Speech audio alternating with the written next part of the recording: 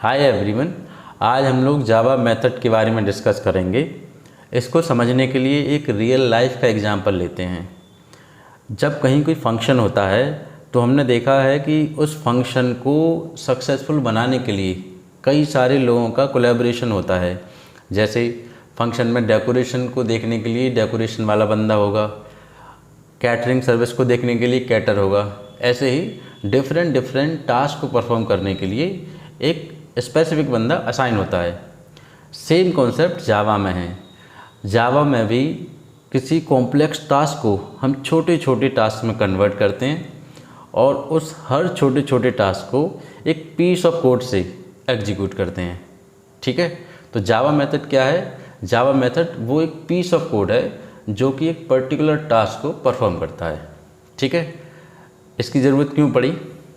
इसकी ज़रूरत इसलिए पड़ी कि अगर फॉर एग्ज़ाम्पल एक हमें होटल मैनेजमेंट का एप्लीकेशन बनाना है जावा में, तो आप कैसे बनाएंगी? ऐसा तो है नहीं कि आप एक ही क्लास फाइल में सारा कोड लिख देंगे। अगर सारा लिख दिया तो ये बहुत कॉम्प्लेक्स हो जाएगा, इसको मैनेज करना बहुत डिफ़िकल्ट हो जाएगा, इसकी मेंटेनेंस बहुत डिफ़िकल्ट होगी।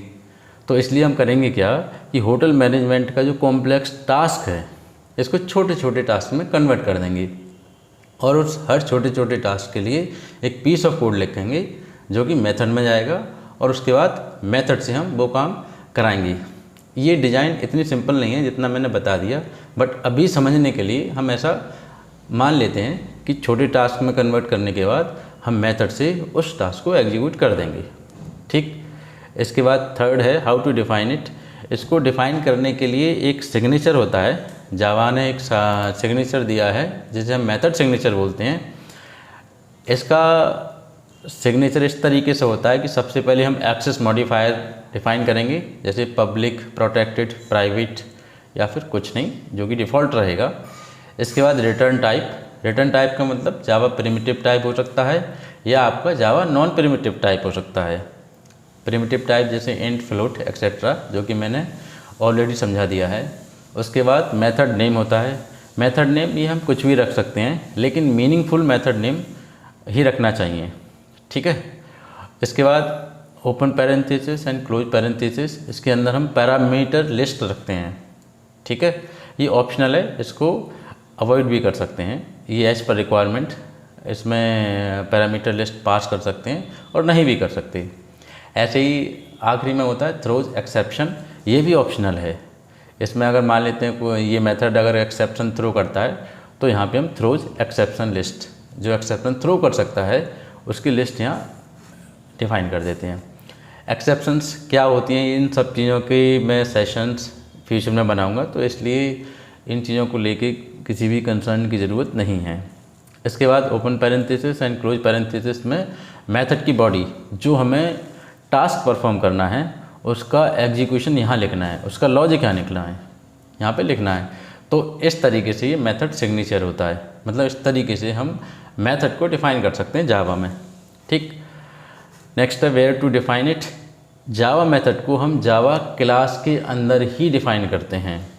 क्लास जब मैं बोलता हूँ तो जावा एलिमेंट को रिफ़र करता हूँ, जिसमें आपका इनम भी आ गया। ठीक है, और जिसमें आपका इंटरफेस भी आ गया। अब इनको डिफ़ाइन, जावा मेथड को डिफ़ाइन करने का एक अलग अलग तरीका है इन एलिमेंट के अंदर डिफ़ाइन करने के लिए। ठीक है, इंटरफेस में हम मेथड की बॉडी डिफ़ाइन नहीं करते और इनम में एक अलग तरीके से करते हैं, लेकिन ये सारे डिस्कशन बाद के हैं। ठीक है, अभी बेसिक क्लियर कर लेते हैं। ठीक, एंड लास्ट वन है what if we don't have method concept. अगर हम सपोज मेथड का कॉन्सेप्ट हमारे पास नहीं होता तो जो कोड मैनेजमेंट है, अगर हमने मान लेते हैं बहुत बड़ी प्रॉब्लम को सॉल्व करने के लिए कोड लिखा है, तो एक सिंगल फाइल में कोड मैनेजमेंट जो है बहुत डिफ़िकल्ट हो जाता। ठीक है, तो इसलिए हमें मेथड का जो कॉन्सेप्ट है जावा में वो लेके ही आना पड़ा है। ठीक, इसको अब लाइव एग्जांपल से समझ लेते हैं इंटेलिजे पे। ठीक, इसमें एक मेन क्लास है जिसके अंदर मेन मेथड है जो कि ये बताएगा कि इसका एंट्री पॉइंट एग्जीक्यूशन का ये है। ठीक, यहाँ से हमारा एग्जीक्यूशन शुरू होगा, मतलब पहला स्टेटमेंट लाइन नंबर 5 पे एग्जीक्यूट होगा। पहला स्टेटमेंट पर्सन का ऑब्जेक्ट बना रहा है, जैसा कि मैंने आपको ऑलरेडी बता दिया है कि ऑब्जेक्ट कैसे बनाते हैं, न्यू ऑपरेटर से। ठीक है, पर्सन क्या है, पर्सन एक टाइप है जो कि क्लास होगी और ये कहीं ना कहीं डिफाइन होगी। तो मैंने पर्सन को यहाँ पे डिफाइन किया हुआ है। ठीक, इसके अंदर देख लेते हैं, ये पर्सन डिफाइन है। पर्सन के अंदर ये वेरिएबल हैं, ठीक है, नंबर ऑफ एंड नेम, और ये मेथड है। मेथड को एक बार फिर से समझ लेते हैं। ये पब्लिक हो गया एक्सेस मॉडिफायर। ठीक, इसके बाद इसका रिटर्न टाइप, ये जो मेथड है ईट, ये कुछ भी रिटर्न नहीं कर रहा है, इसलिए इसको वॉइड लिखा है। ठीक है, अगर मान लेते हैं कि इंट, फ्लोट या किसी और टाइप की वैल्यू को रिटर्न करता तो उसको मैं यहाँ डिफाइन करना पड़ता। ठीक है, इसके बाद है मेथड नेम ईट। ये मैंने बताया आप यहाँ पे कुछ भी मीनिंगफुल नेम लिख सकते हैं। ठीक है, ये यूज़र के हाथ में होता है। इसके बाद इसमें पैरामीटर लिस्ट मैंने पास नहीं की है, थ्रोज एक्सेप्शन को भी नहीं डिक्लेयर किया है क्योंकि इस समय इसकी ज़रूरत है नहीं और वो ऑप्शनल है। ठीक है, इसके अंदर मैंने टास्क एक सिंपल सा लिखा है जो कि प्रिंट कराने के लिए यूज होगा, और ये जो प्रिंट क्या करेगा कंसोल पे, ये करेगा inside it method. Second method है जो कि वॉक है, मैंने अभी इसको ब्लैंक कर रखा है, मतलब मेथड बॉडी इसमें कुछ नहीं है। ठीक, तो ऐसे भी हम डिफ़ाइन कर सकते हैं, बट इसका कोई सेंस नहीं बनता, बट एक डेमोन्स्ट्रेशन पर्पज़ के लिए मैंने ये डिफ़ाइन कर दिया है। ठीक है, अब चलते हैं मेन क्लास में। पर्सन के ऑब्जेक्ट बनाने के बाद इसमें मैंने यहाँ पे प्रिंट किया मेथड कॉल स्टार्ट्स।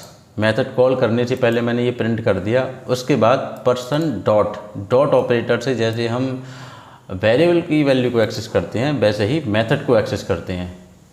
अब चूँकि पर्सन क्लास में ये ईट मेथड डिफाइन किया गया है, इसलिए मुझे पर्सन का ऑब्जेक्ट बनाना पड़ेगा और ऑब्जेक्ट पे डॉट ऑपरेटर लगा के मैं उसके मेथड को कॉल कर लूँगा। ठीक है, एंड देन उसके बाद ये कंसोल पे मेथड कॉल एंड्स प्रिंट कर देगा। ठीक है, तो एग्जीक्यूशन ऐसा होगा कि यहाँ से शुरू होगा, 5th 6th ये लाइन एग्जीक्यूट होगी, देन ये मेथड कॉल होगा, मतलब कंट्रोल इसके अंदर जाएगा ईट मेथड के अंदर, यहाँ पे आएगा ईट मेथड के अंदर, यहाँ पे जो भी लिखा है उसका एग्जीक्यूशन करेगा। इसमें एक स्टेटमेंट लिखा है तो लाइन नंबर 8 पे ये एग्जीक्यूट होगा, देन कंट्रोल ये वापस कर देगा, मतलब ईट मेथड से कंट्रोल मेन पे फिर आएगा एंड फिर लाइन नंबर 8 एग्जीक्यूट होगी। ठीक है, तो सबसे पहले लाइन नंबर ये 6 प्रिंट होगी, method call start, and then it के अंदर जो लाइन है इनसाइड ईट मेथड ये कॉल होगा, ये प्रिंट होगा देन कंसोल पे, एंड देन ये स्टेटमेंट कॉल होगा method call ends, and then print होगा। इसको रन करा के देख लेते हैं, तो इसका आउटपुट यहाँ पे देख लेते हैं। Method call starts inside it method call and. ठीक है, स्टार्ट्स, उसके बाद ये ईट मेथड को कॉल किया, वहाँ पे टास्क था उसको परफॉर्म किया, and then method call ends. ठीक है, तो आज की क्लास में हमने जावा मेथड के बारे में काफ़ी डीपली डिस्कस कर लिया। इस क्लास में इतना ही। Thanks for watching.